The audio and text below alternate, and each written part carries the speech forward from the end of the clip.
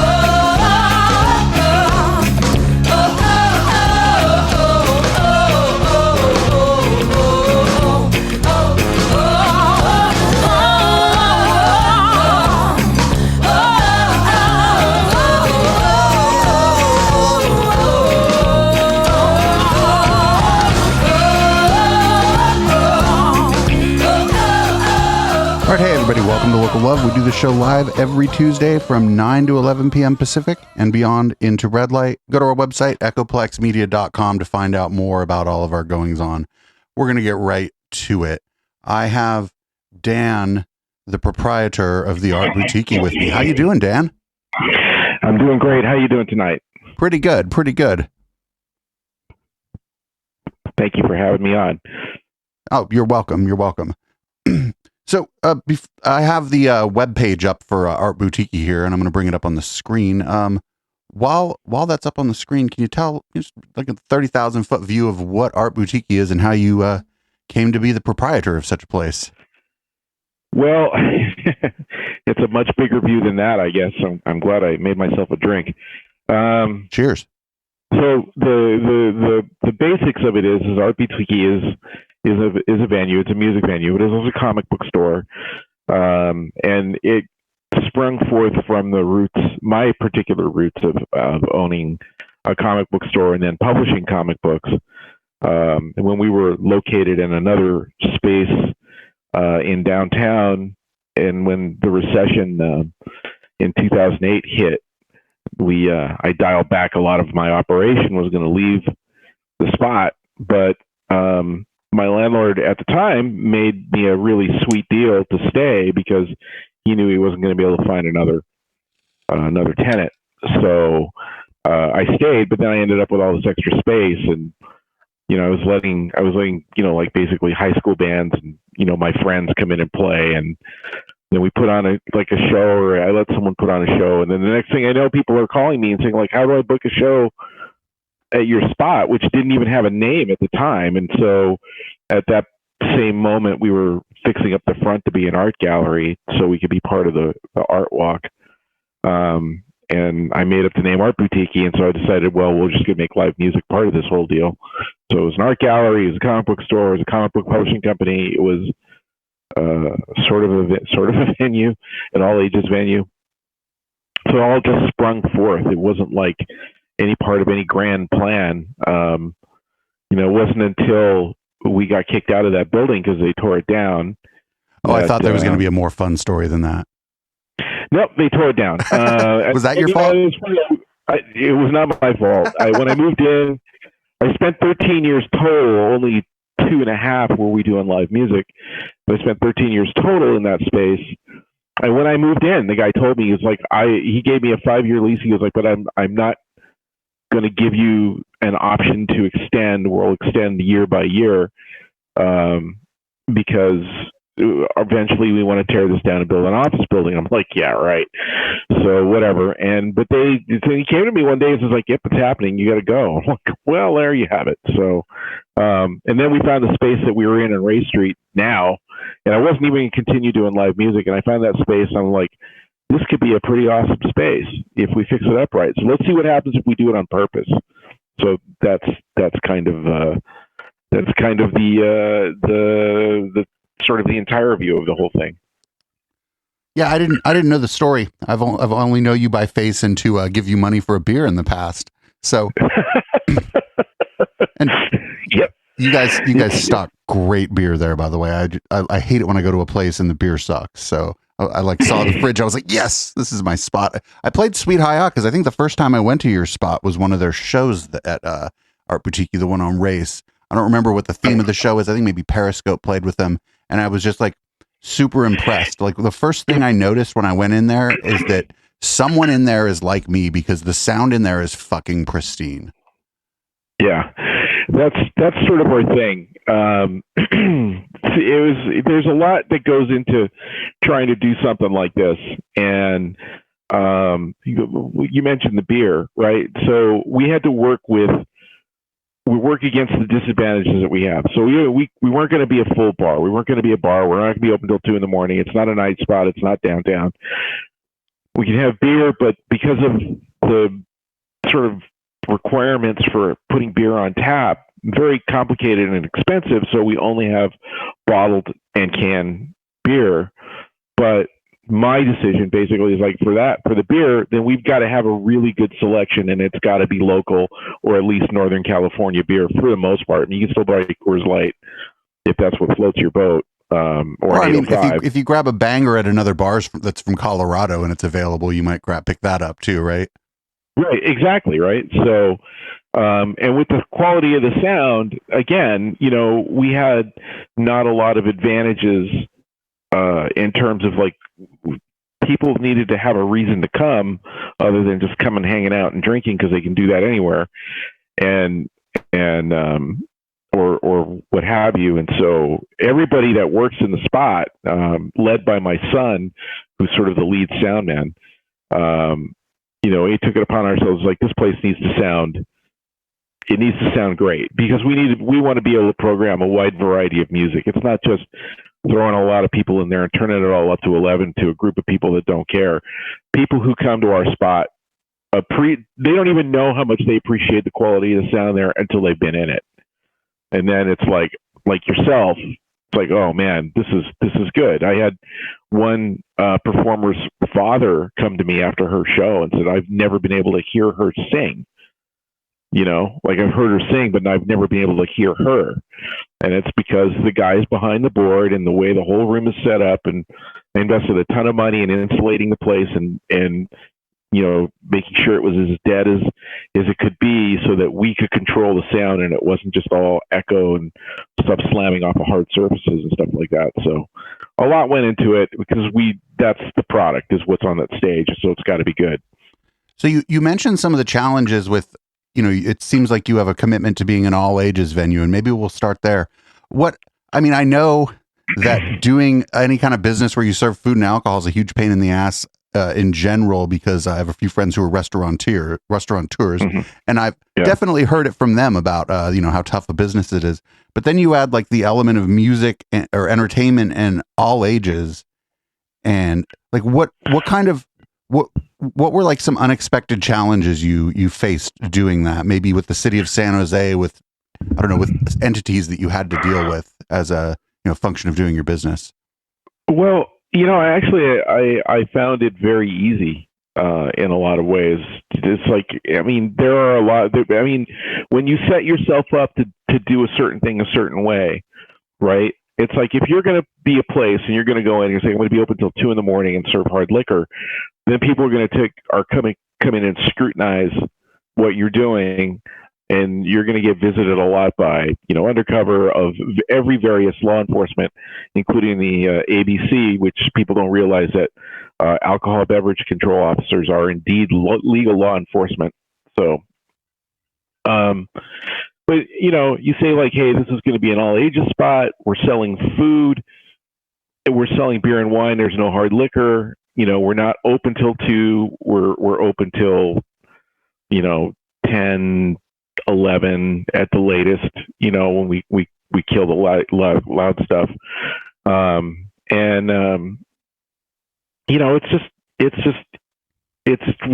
We present ourselves in a different way. Even our liquor licenses for an eating and drinking establishment, and it's the only beverage permit that the state gives out that the city doesn't also require a conditional use permit on. So there are more restrictions on what we can do, but the core of our business is presenting the music, which is why, everything has a ticket. Whereas, in some other places that might be free, because we don't have the revenue stream from food and beverage that other places do, because we lack a full bar and we lack a full kitchen. It's more of a snack bar with beer. We serve just enough food to be able to qualify for the 47 for the liquor license. But everything else is like, the biggest challenge. When we started way back when we were downtown, and I was letting my kids play, and they were in high school, and I expected that we would be an all ages venue in a comic book store, and a lot of kids would come out, and that was not the case. When we started putting on shows, it was adults. It was people coming out. It was people coming out with their kids. It was people coming out. I noticed that we had a lot of, women and girls that were there older, not like super old, but, not in high school either. And, if you're a good businessman, you start talking to your customers and saying like, well, what brought you here tonight? And this is like, I know the band and they play it, they play all over the place, but this is the one place, because at the old place, we didn't even sell beer or wine. It was like, there aren't going to be any drunks here. I'm not going to get hassled. I can listen to the band. And I can go into the comic shop if somebody's like giving me a hard time, and we had acquired a reputation for having a low tolerance for nonsense. So yeah, it's just like people felt safe coming there, and they felt it was because it's a family place. We give off that family vibe, and hopefully that kind of transferred over to the people who came to watch shows. It's like nobody's like, again, there's plenty of places to go and drink a lot of liquor and not care about the music, but our place is just a little different.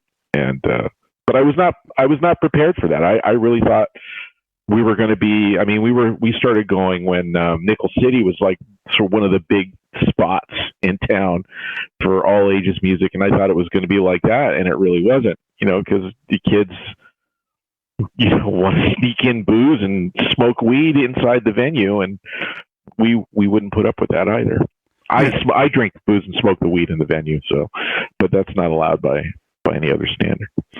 You'd mentioned Nickel City. I need to ask you something real quick, because I will not. It is very important. Is this show F word approved? Because at some point, depends on the F word, but you don't strike me as the kind of guy who would use the wrong F word. So I use them all, but I know what you're talking about. No. Yeah. Not that F word. No. Yeah. You can swear on my show. Yeah. What are the okay? This show's unlike your venue. Our show is for adults. It's for adults. Okay. I mean, your venue's for adults too, but people, there's like a little thing like on our channel that says that, this is for adults. This is 18 and over content, not like 18 and over content, but this is like, right. There's a lot of kids on Twitch. So, it's good of them to actually do that. Not a lot of kids obey it, but maybe their parents start going through the channels. Right. Well, I always like to ask, I should have told you. I should have told you that it's super loose and that you can swear on the show. And it's fine. I made a mistake back when I was bigger in comics, and I was doing a college radio show with someone, and I just, I said fuck, and the guy was like, "Whoa, Jesus Christ, you can't say that," and I'm like, oh sorry, dude, so now I make it a point: is this F word approved, or Oh yeah. I think actually that's another thing we need to add to our document. That's like, you can say swear words, you may not say slurs. Okay. Yeah. In fact, if you say enough slurs on my show, next time I see you at the venue, you can catch me outside. Like, we're not a slur kind of place. No. Certainly. I can tell you, you know what? I honestly, so one of my background as a human here is that I'm a first generation American. My parents were both immigrants, and it's weird because I'm a really old guy and I speak reasonably good English and all that, but I'm a non-native English speaker. My parents were Italian, and growing up in around here in the early '60s, and being Italian was people would call you names, and it was like, okay, I gained a sensitivity to that, and it was like the first really offensive Italian joke I ever heard was told to me by my 6th grade teacher in class in front of people. And it's like that today would have gotten that guy not just fired, but blackballed from ever teaching again. And that was just a normal occurrence for me. I think the kids call it canceled. Yeah, well, whatever they want to call it. The guy didn't get canceled. But it was funny because, I'm in San Jose, a lot of white folks around here. So the only people who were kind to me were the kids, the people of color that were in school, because we were all getting picked on for things that we really didn't have any control over, right? And one of my best friends in grade school was black, and we're way off the subject here, but I'll just finish this story. It's like at my 20th high school reunion, I ran into him and we were chatting, and he says to me, we're catching up and stuff. And he goes, "Wow, man, your English is really good." And I can't believe you're the same kid. And it's like, yeah, whatever you learn, right? And he just looks at me, he goes, "I'm still black." Like, yeah, I get that. So that's a good fucking story. Well, we'll go off topic if all your stories are that good. That's for sure. Yeah, you know what? My off topic is way more interesting than anything I have to say about anything. So I've been promoting myself all day for this by saying, "Let me bore you to." I think the last post on Facebook I put about this was that, dying of boredom. Only dying of COVID is more painful than listening to me drone on. So, there's a whole rest of the show around here that you threw under the bus, but everybody gets a mulligan. I was talking about myself, but I don't know. I'm just playing with you, man. So you, before the comic shop that you brought up first, I have so many questions now because let's go. Okay. So you had mentioned the comic shop and that you were producing a comic book. Call me a bad interviewer. I didn't go take a look. Are you still producing comic books? Yes, absolutely. That was my major living my publishing company started in the 80s. And so it is now 30. Oh crap. This is 35 years for me and I didn't even realize it. Yeah, I mean, that was a major living for me. I was as an independent comics publisher. And I published a lot of people most people you've never heard of, but I mean, a lot of people who went on to do a lot of, big things afterwards. I think the most noteworthy would be Jonan Vasquez, who produced, he did a TV show for Nickelodeon called Invader Zim. Oh, I know that show. Yeah, everybody knows that show. I published him, and they discovered him as a result of the comics that I published. And he was still working on those comics when they made the deal to do Zim. But so that's just an example. But I mean, like other examples, there's a guy named Jean Lewin Yang who, when I met him, he was a teacher at Bishop O'Dowd in Oakland, teaching computer science, and then he made his success after he was published by me. But he went on to get a MacArthur Genius Grant, and that's like somebody giving you $1 million because you're really smart. It's like I'm already really mad at the people at MacArthur for not doing that for me. Who do I write who do I write the Dear Ass Faces letter to? You were like, those guys would have never found him if it weren't for me. How about that? Where's my cut? I'm waiting for my check, Gene. Thank you. By the way, just a small little smidgen would be nice. Thanks. That's super cool. Like, I didn't know that about you until you introduced yourself on the show. Like I said, I'm a bad interviewer. Well, no, but I also like to kind of go in fresh because like, then I'm like more where the audience is at. Right. Sure. Were you I have to assume the comic book spot that you had before the Art Boutiki was much smaller. Is that?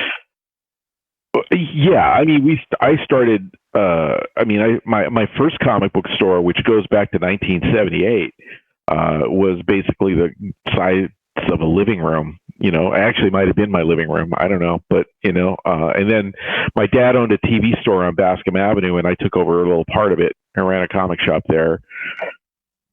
And then I stopped because I was going to go to college. And then I started again because I was making decent money. I'm not publishing, but just selling comic books. And so let me try this for a little bit again. And I reopened my store. And then it was a few years into that. Then I just said, I wonder, I'm gonna try and make my own comic book. It was about the time that Ninja Turtles came out, and so I was like, well, those guys, whatever, are they that smart? So I did a comic book called Samurai Penguin.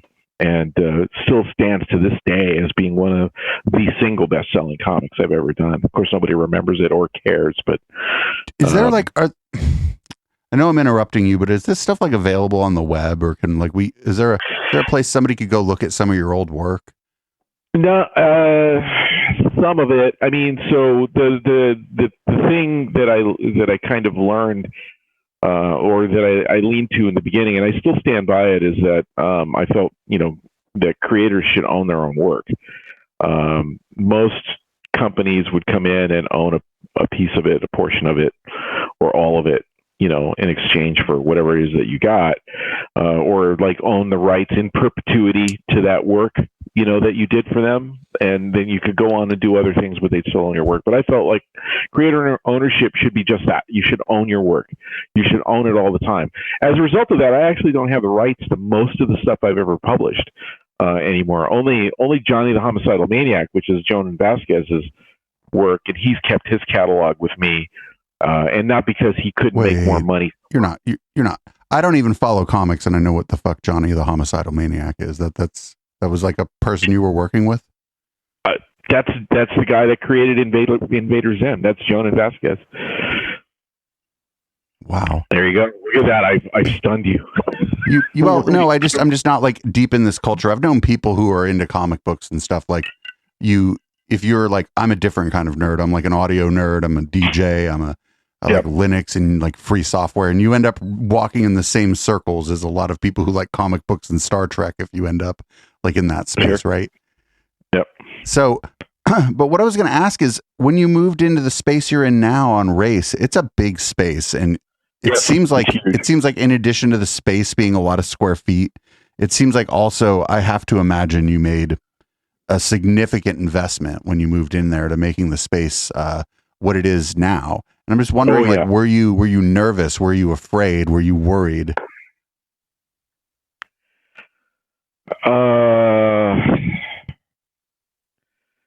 I was.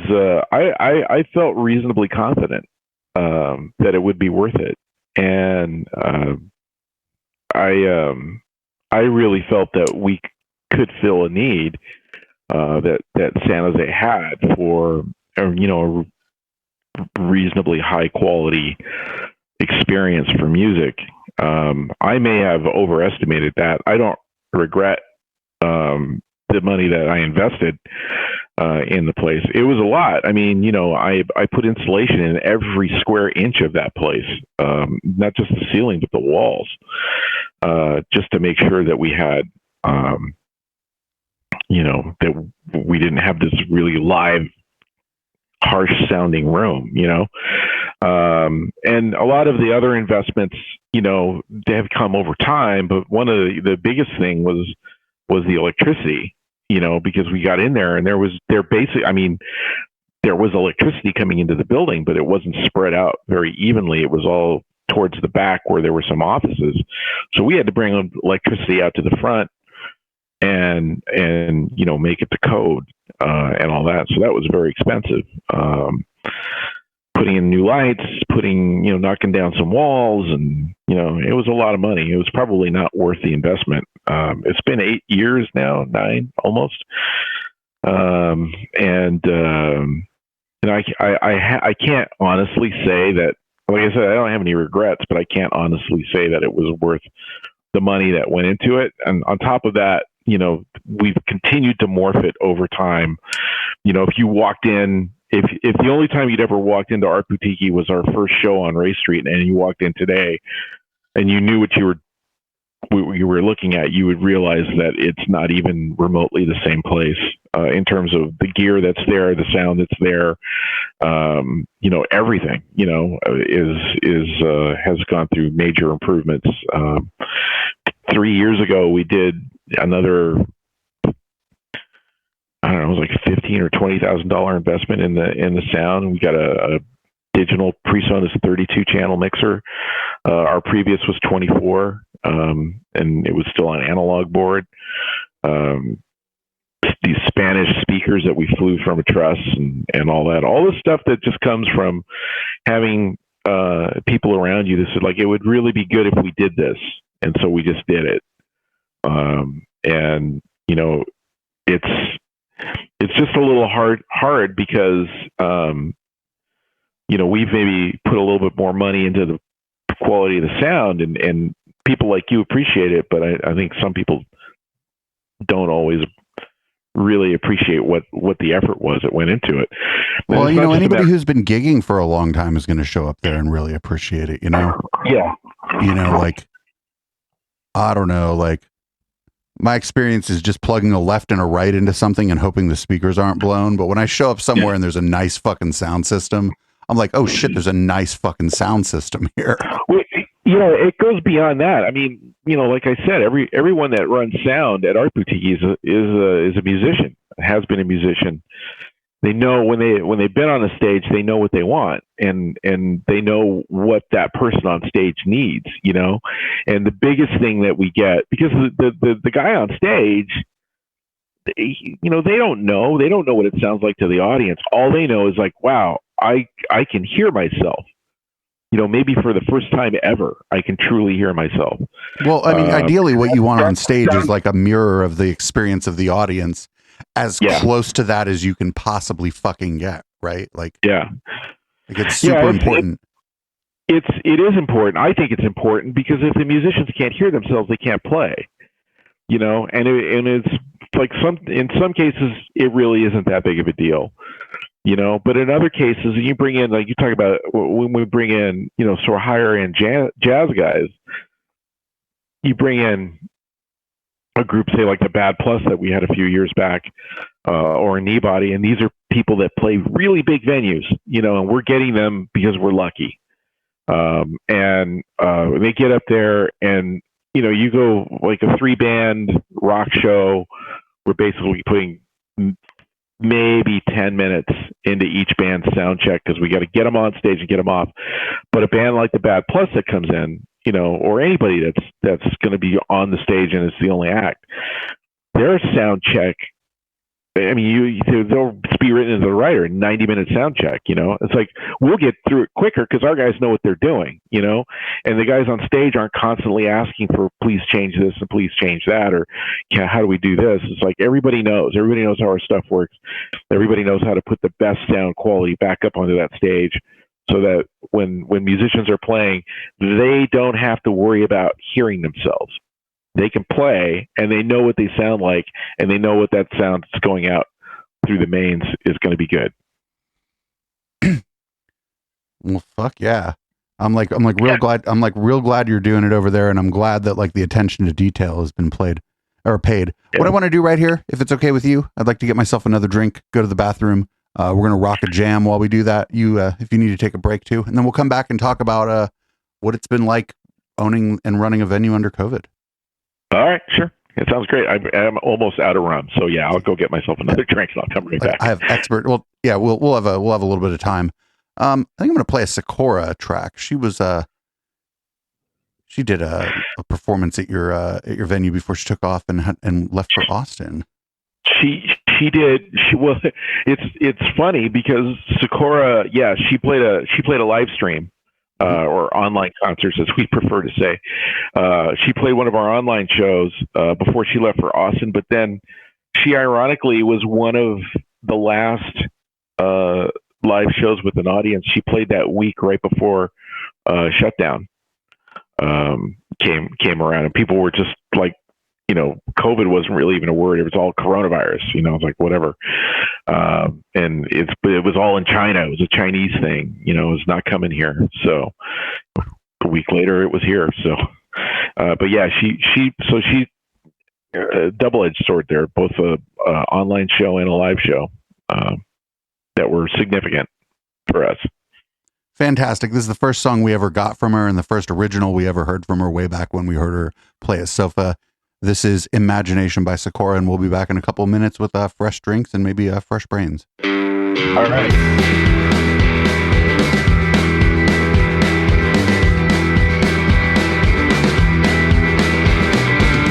You know I loved you from the moment that we met, and I knew it was gonna be something I would regret loving you.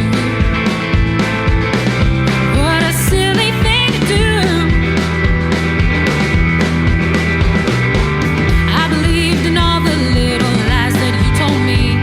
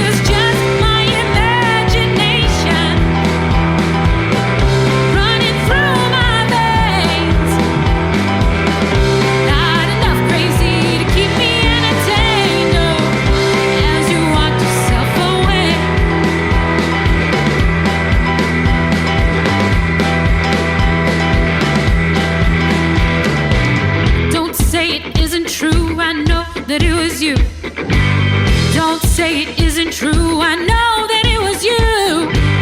Don't say it isn't true, I know that it was you. Don't say it isn't true, I know that it was you. No, this is not my imagination running through my veins. Not enough crazy to keep me entertained. No, now I walk myself away.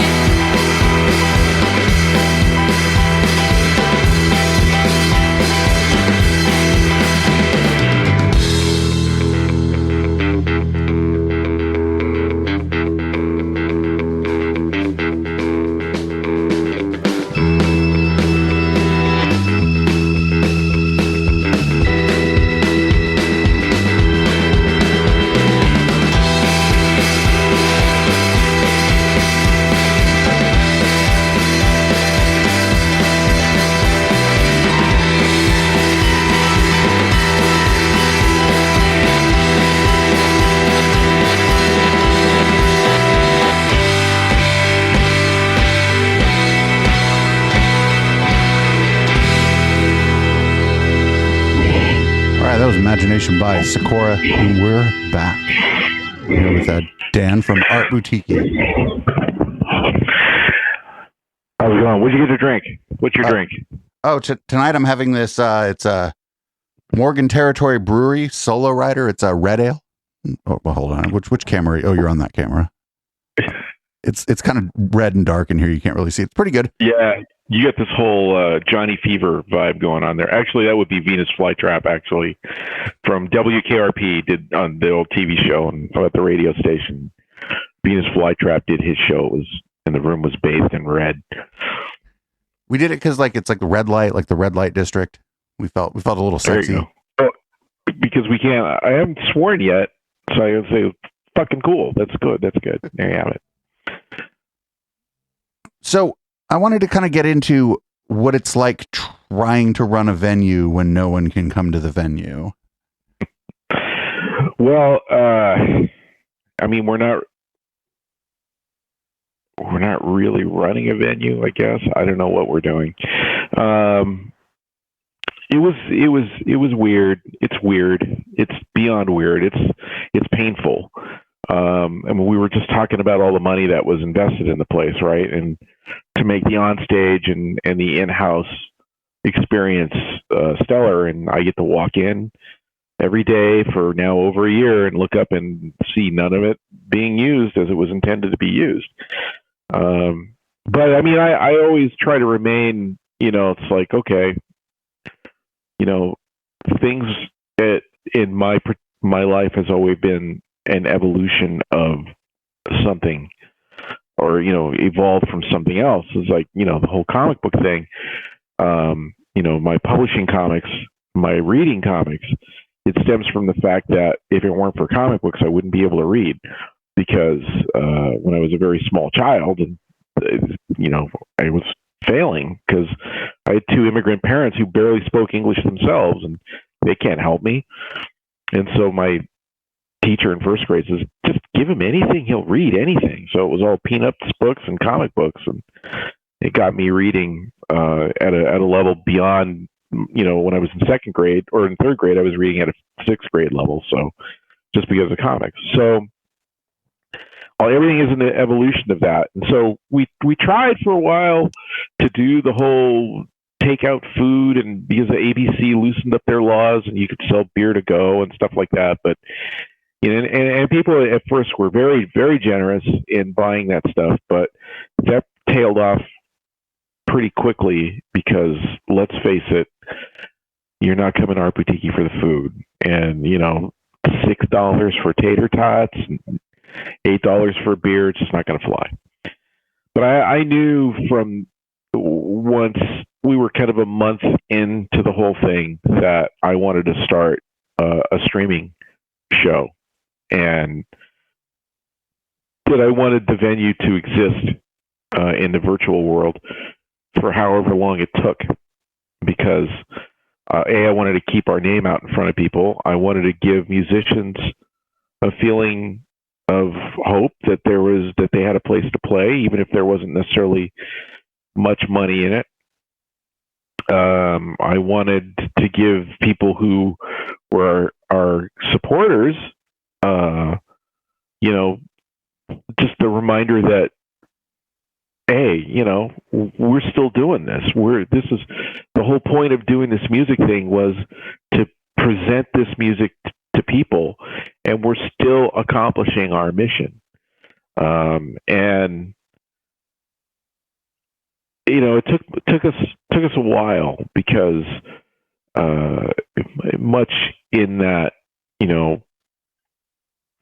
sort of same vein, where we kind of felt like, in designing the sound, that we had to provide great sound, and I knew we could provide great sound over the internet, but I wanted the visuals to match.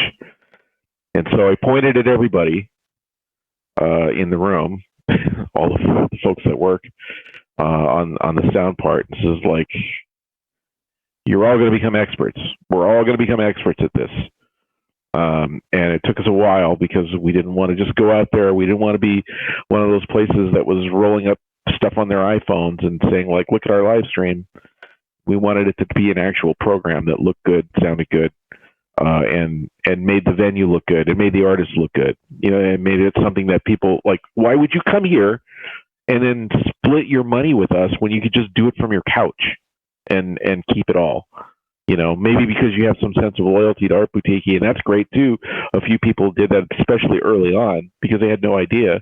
But now it's like, we've gotten pretty good at this. And actually, I'm gonna be immodest. We've gotten very good at it. And that very good thing and that immodest thing comes from the fact that if you were to if you watch it, it's like, oh, this is a high quality presentation. And if you walk in and you look at the Frankenstein's monster that we've created to do these things, because we don't have a professional video setup, we have just one that we've cobbled together from borrowed parts and stuff we find on the internet that says, like, oh, you need this. It's like, well, we need this, and now we're going to do that. And now we learned how to use it and how to make it look good. And one of my favorite stories about the quality of the sound at Art Boutiki was when I was really disappointed with the way a promoter was handling sound at our place, because they used to run their own sound and bring their own people. And I turned to my son, Dustin, who is basically both my right and left arm. And he's someone who doesn't get enough credit for Art Boutiki being what it is, but he's like a kid. He's barely out of high school at that point. And I say to him, you're the sound guy. Go learn sound. And he did. And he does it very well. And everyone follows in his example. And so I turned to him and said, you're the video guy, make it work. Here's the tools, figure it out. And he did. And he's really good. He's really good at what he does. I'm curious, are you guys using OBS? We are using OBS. We actually looked at all kinds of alternatives to OBS and realized that, wow, well, OBS is sort of ubiquitous for a reason. It actually does what it's supposed to do when you have the horsepower to run it. It's right. Like, I think a lot of people's frustrations with OBS stems from the fact that they're pulling out old laptops and trying to run it on there, which is, I'm going to admit, right up is the first thing I did. Oh, us too. Like, I got an old laptop. I don't even use this anymore. Which, ironically, is the one I'm on right now. But yeah, there were a lot of things that we discovered along the way, and made at least those proper investments in the gear. So it turns out when you've got a bunch of scenes that it's all like trying to create in real time, you need a really fast computer. Mm-hmm. Yeah. And we're go. Our thing is a 5. I think we did one with 6, but I think we're really comfortable with 5 cameras, because when we have actually people on each camera, it's not just that we set them up. We have tripods with wheels on them we will move them around, and the guys, all the people like Dustin, who's the director, or whoever's directing, because one of our sound guys has also directed in the past. He'll sit there he'll be on a headset on a radio, and he'll go, hey, move camera one, line up the drummer because the solo's coming up, whatever, and we will put one camera on stage. So often we use it, we call it the drum cam, but sometimes we put it behind a piano player if we have someone who's playing piano, so we can get that angle of them, that other angle. And so it's really a cool experience to watch one of these things, because in a lot of ways, and I tell people, I go, this is actually better in a lot of ways than the experience that you would be getting if you were sitting in the back row of the Boutiki, or even the middle of the room, or wherever, because the sound is being mixed and it's going straight into your ears if you got a headset on, or coming out your speakers in that pristine way that is just being mixed right for you. In the video, we're showing you stuff that you probably couldn't even see, like with the drum cam, or we're putting you up close and so you can see a guy's fingers as he's finger picking his guitar, or on a bass solo, and see how quickly his hands moving up and down the fretboard, and we're really getting a good look at the singer and the effort that they're putting into what they're doing. So I'm really proud of those guys. I mean, I would love to sit here and take credit for it. I will to a certain extent, but really it's not about me. I always tell all those guys, is like, I feel like I'm pretty much irrelevant to the whole process once the show goes, And then somebody sends like a panicked email about not being able to get into the stream, and I have to deal with them. And then these guys laugh and like, you got the worst job. You have to deal with the customers. So, whatever. I have in my Twitch chat, we have mods that just kick out the angry customers. That's how we roll here. Yeah. Our biggest thing is just that, people over the course of the pandemic have just become accustomed to stuff. Oh, where do I look for it on YouTube? Mm-hmm. Or where do I look for it on Facebook? It's like, no, it's not there. It's on its own thing. You have to go there, and you're not going to see cat memes while we're having our show, because you're going to be there. And then it's cool, because even though we don't get the numbers that maybe you get on Facebook or YouTube, it's like on Facebook, anything over 3 or 4 seconds is counted as a view. Whereas that, to me, that means somebody paused long enough to not want to watch, right? Right. But for us, on a 90-minute show, the average watch time is like 20 minutes. And that sounds short, but there are a lot of times where people who are using sort of poor internet connections or trying to pull this stuff in wirelessly, they may have to refresh their browser, and that might count as a new view in some cases. So we don't have like professional analytics on this thing yet, so I can't really tell how many times. I just know that sometimes we'll have way more views than we had tickets registered. So oh yeah, that's definitely reconnects if the system's counting them that way. Yeah. So yeah. That's funny you should mention, like, having to explain to people that it's not on YouTube and Facebook. We've been trying to drag people kicking and screaming off of fucking Facebook since like 2017. Yeah. It's what's even funny about that is that the people who complain the most about these things not being on Facebook or YouTube are the ones who complain the most about Facebook and YouTube. It's like, you're just complaining. You're just a complaining bunch of whiners. Just shut up and just follow the link. How hard is that? Yeah. Go to the link, log into your account, watch the show. How hard is that? Right. Like, we were trying to multicast to a bunch of stuff for a while, and then we realized that, like, until we like gained an audience somewhere, that was a stupid idea, because now you're going to get 2 people over here, 3 people over here, 6 people over here, and they're not all chatting with each other or whatever. They're not all in the same place. But then, like, getting people to just go to like a well-established streaming site, Twitch, has been like it's like been pulling teeth. Not like our growth has been good over here, but trying to get, like, I'm just going to say it, the San Jose music scene off of Facebook has just been so hard. Yeah, well, I think that we could go on endlessly about that. I mean, it's just, yeah. I mean, people was like, oh, I want to put this on Facebook. But like I said, they complain about Facebook. People, I I don't even want to get into it, but well, no, I mean, yeah.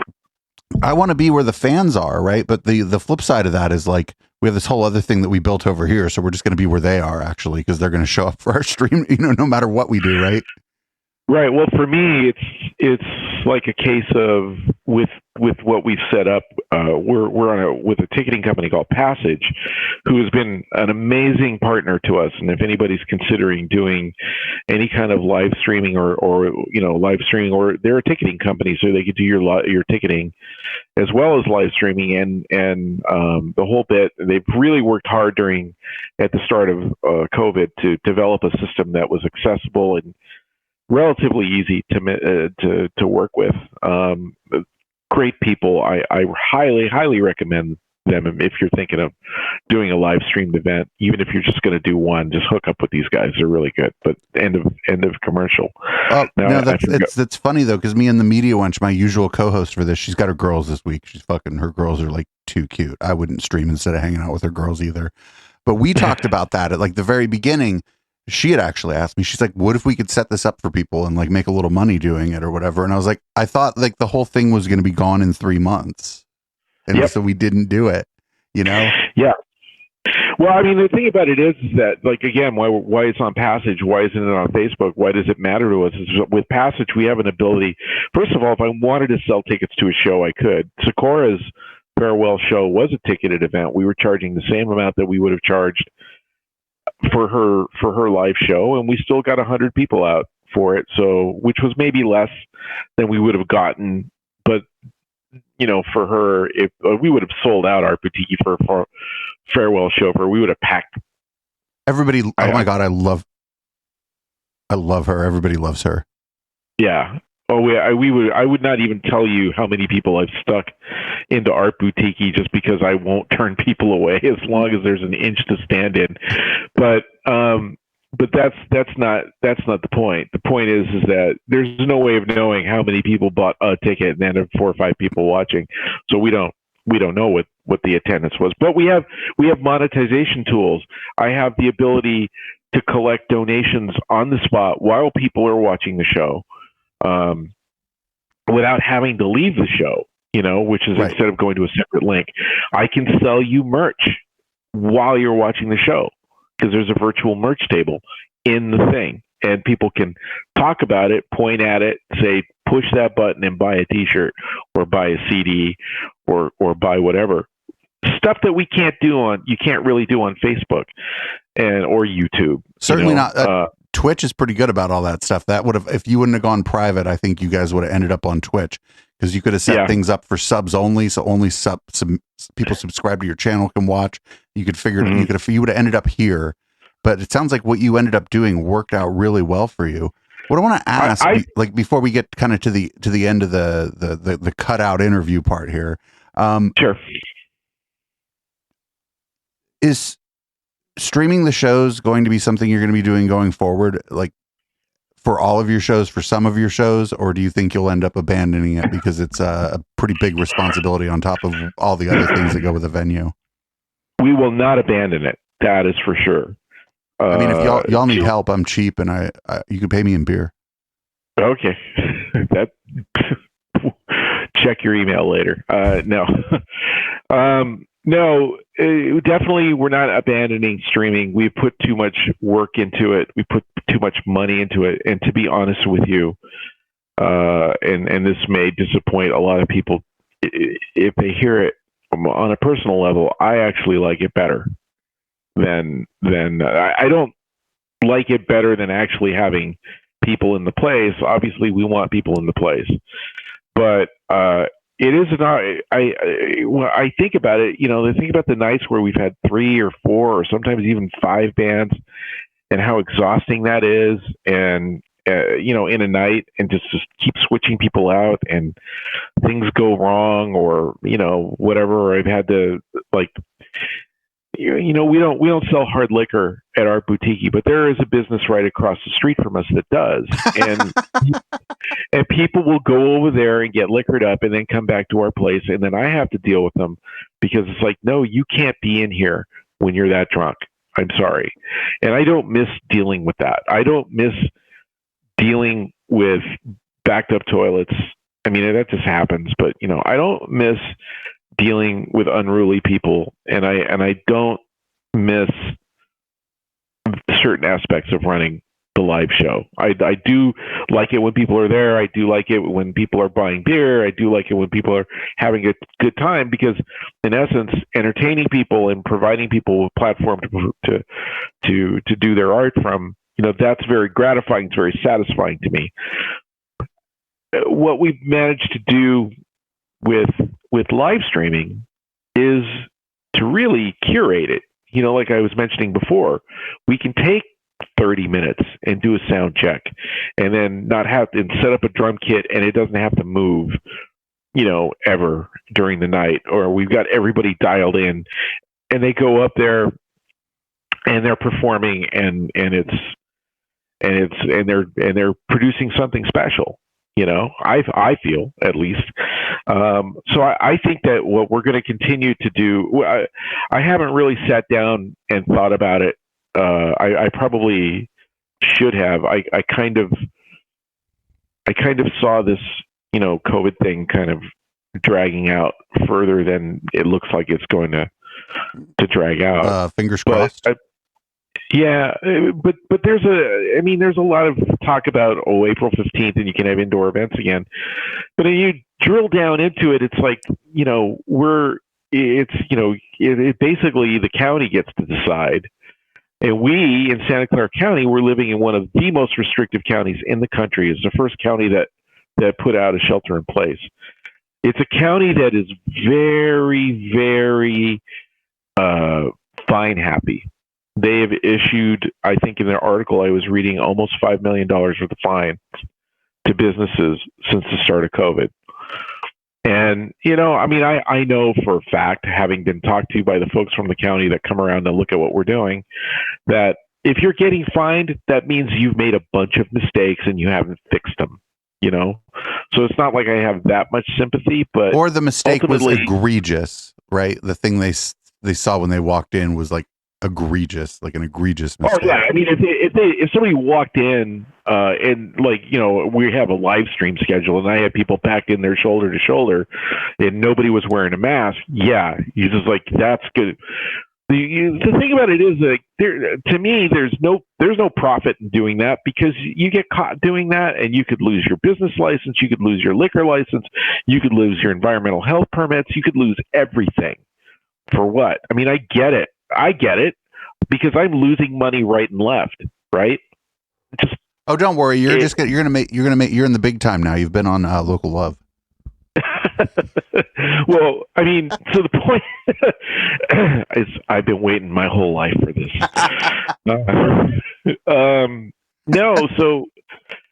But the point is that this is a county that is not going to just let things snap back to normal at the drop of a hat, and it's like, I mean, I've talked to other venue operators, and I've talked to bookers who have worked with other venue operators around the country, and like even a place like New Orleans, where live music is the thing that makes them work there. Small clubs are dealing with capacity limits that some venue owners there just say, not worth it. Not worth it. It was like, my business was not built to make money at 25 or 40% capacity. And it's not like I've never had a crappily attended event at our Boutiki.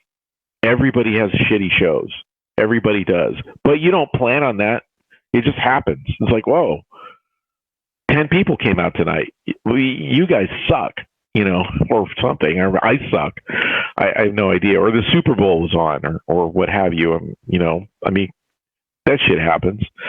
So, but as a matter of course, as a matter of going forward, if the thing is like, oh, I'm not going to move all that live stream stuff out of the way, because if you were to walk into our Boutiki today, you would see it would be almost impossible for us to have any meaningful audience in that spot. I'm not moving that out of the way for 20 people in the audience.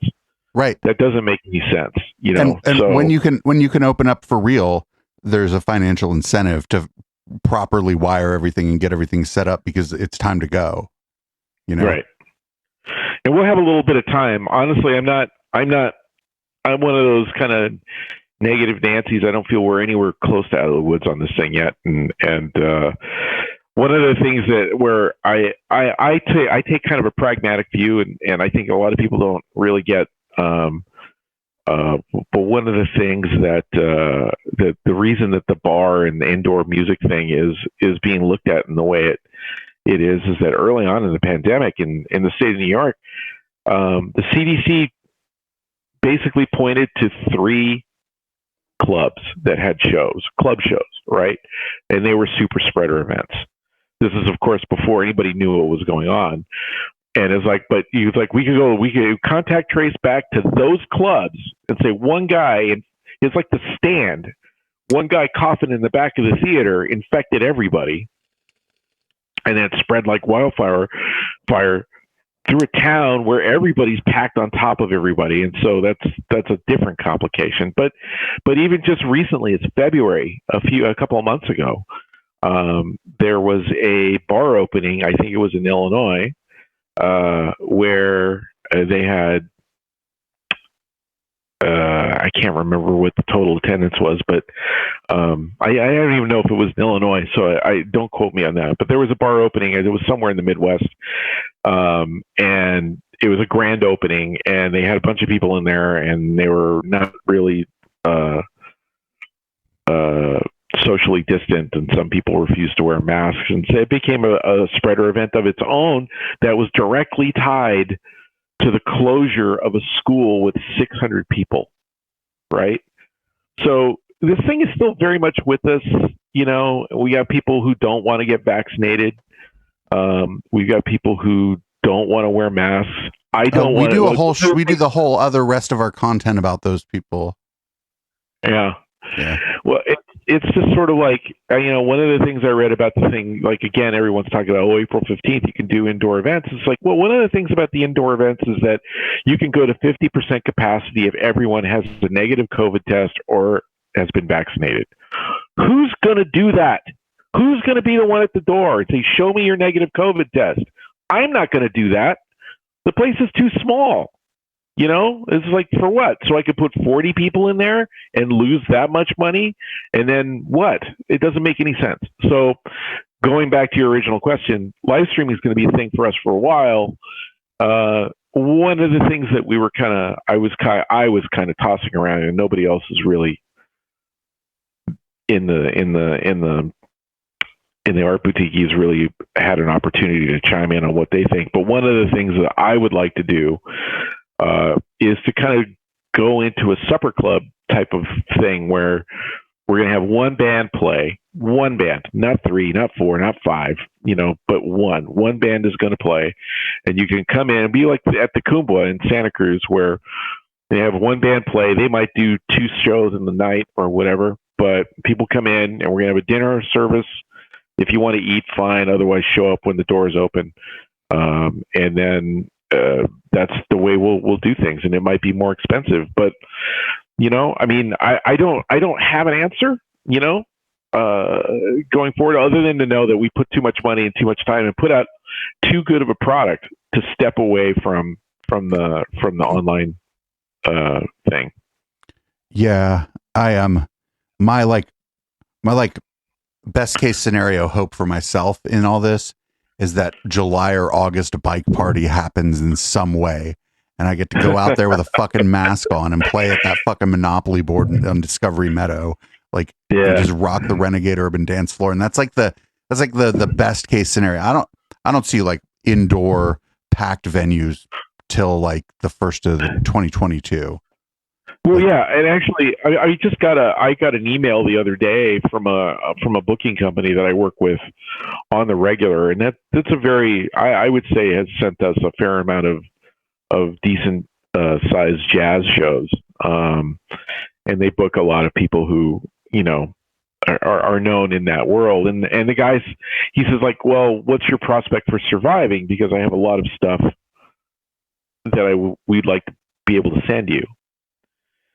And I was like, dude, where have you been for a year? That was my first thought, but I didn't say that to him. And I just kind of like, well, this is what we're looking at. And so,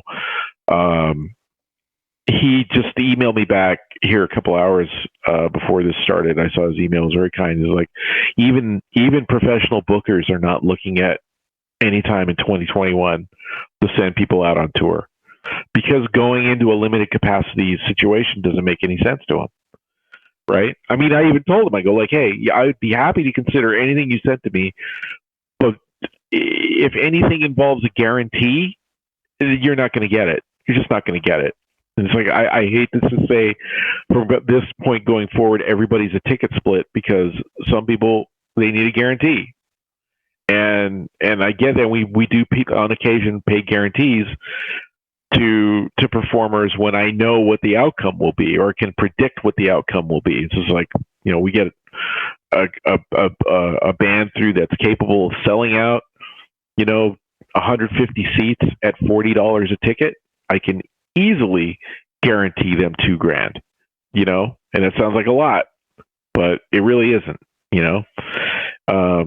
but so, yeah, I mean, no one is thinking about, anything for 2021. I think it's still out the window. So we're going to be streaming for as long as we can stay there, because ultimately my bigger concern about, people declaring the game over, the pandemic's done, COVID's over, everything is going back to normal.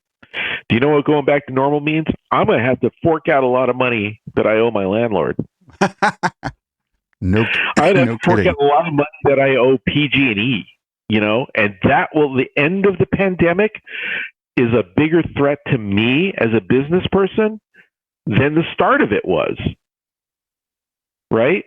The going back to normal, no one's thought about the parachute. No one's thought about the crash landing, and it's like, you could see an upheaval in the service, in the service part of the world, restaurants, bars, venues, clubs, small ones, mom and pop places. And there's this grant that's out there, the Shuttered Venue Operators Grant, $15 billion that was earmarked by the federal government to go to shuttered venues, right? And when I first heard about it, and people were talking about it because it was all part of the Save Our Stages thing, the National Independent Venue Association, NEVA, was a huge thing of this thing.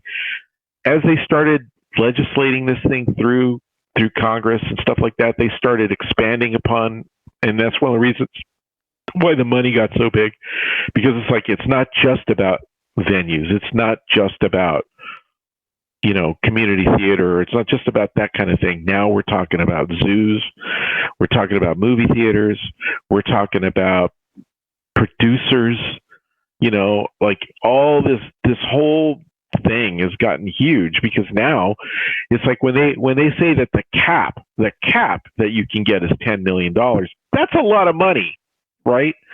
No small venue is going to fucking be asking for $10 million, right? No one's going to get $10 million. But they have made this thing, and I sat in on a webinar on this grant process, and I'm hoping to God that it changes, because I think a lot of mom and pop places are just going to say, fuck this noise and fuck the government, and we don't need this shit, because, and notice now I'm swearing. But you're in the right venue. This is the shit we like here. Yeah, the angry leftists in my chat are starting to fucking mill about. They're starting to hear this shit. You know what? I was trying to get into the chat here on my phone, and I'm just whatever. I'm old. So, but at any rate, going back to the thing that was getting me swearing, is just like they are making this thing so difficult to navigate. No venue of my size has that clean a set of books. Nobody does. And it's not even like I'm saying, oh, we cheat. We're not saying that we cheat. It's just that, you know what? Half these guys are just doing their books on fucking QuickBooks and entering in just stuff into random categories because they don't really understand them. And it's like, if you can't prove that you've got a viable business, they don't want to give you any money. And I get that. And to me, I mean, I understand that to a certain extent, because they don't want to just toss money out to everybody. But to me, it should have just been, were you in business? How long have you been in business? If we give you a grant for this, how are you going to spend the money? And then show us the receipts. That's all that needs to be done. That's all that needs to be done, in my opinion. Even worse, is that even that, to me, is obscene when you consider the fact that at the outset of the pandemic, in the first stimulus packages that were passed, there were billions of dollars that were set aside for banks and airlines and other big companies that were given out with almost zero oversight. Isn't that weird that they give money to the bank like you don't need your bank anymore during a pandemic? That's such a weird place to put the money. The bank is not suffering during the pandemic. You fucking are still doing business with your bank. It's how you buy things on fucking Instacart. Right. Exactly. You know, whatever. Weird thing. I mean, the airlines I get. Yeah, you can understand that. Yeah, the airlines I get. There's like those guys, you know, I mean, I'm not that I'm going to have a shit ton of sympathy for United Airlines or anyone like that. You know, we were going to have a cry-in for the plight of United Airlines a little bit later. For UAL, here for that? Yeah. I missed that. I didn't get the memo on that one. But yeah, I mean, the airlines I get, but the banks, are you kidding me? Well, the what happens here is like, and it's like a story that we can bring back to San Jose a little bit too. Like entertainment gets the short end of the stick when people are starting to give money out, right? Like when people are starting to give grants out, trying to help businesses and innovation, like entertainment tends to get the short end of the stick in all this. Very much so. And it's actually kind of interesting because in a lot of ways, San Jose is actually way ahead of other places in terms of their attitudes towards the arts. When a few years ago, I got there are a lot of grants that are there that are available through, and I'm spacing on the city's arm for doing that, but they have art. They actually, it's one of the few cities that actually has a grant process for businesses other than nonprofits. Because they'll dole out money to nonprofits all day long. It's like, oh, you're a nonprofit. And they're like, why are they better than me? They're not better than me, but whatever. We got an $8,000 grant once to put on a comic book convention in downtown. So from the city of San Jose, it was a grant with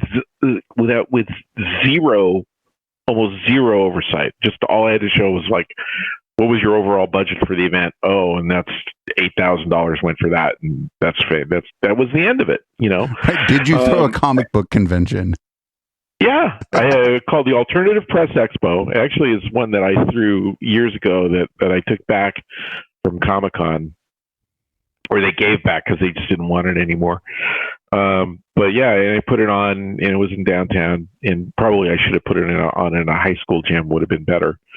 But I just had this whole idea of building out this comics and music festival, and I was overmatched. My ideas were bigger than my ability to handle them.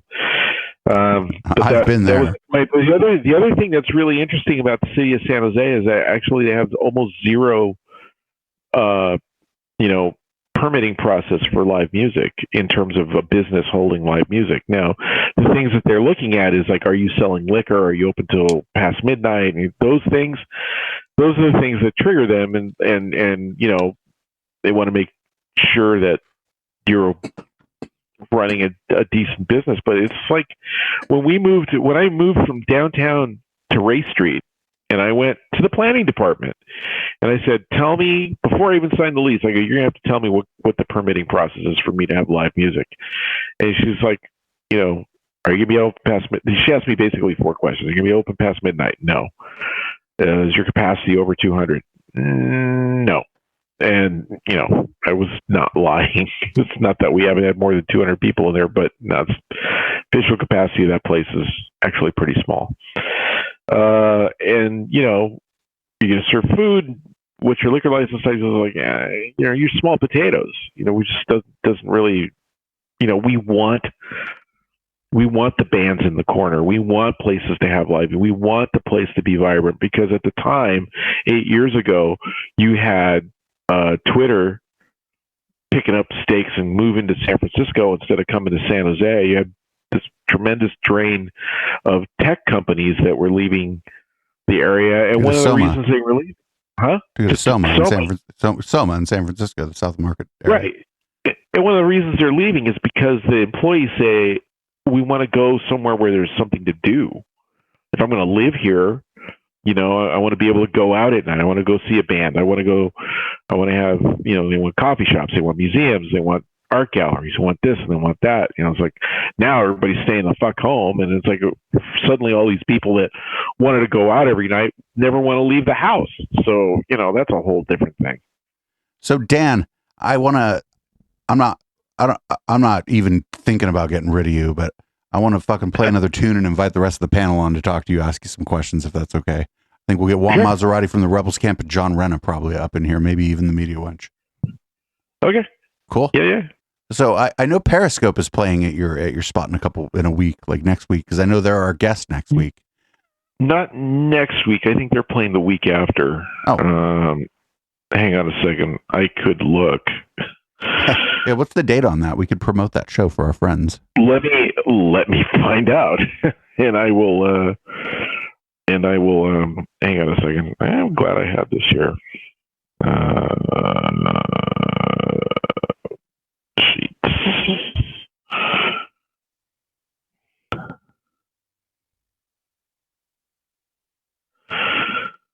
So Periscope is the 24th of April. It's April 24th at the Art Boutiki. This song's called Control Image, and we'll be right back. Okay.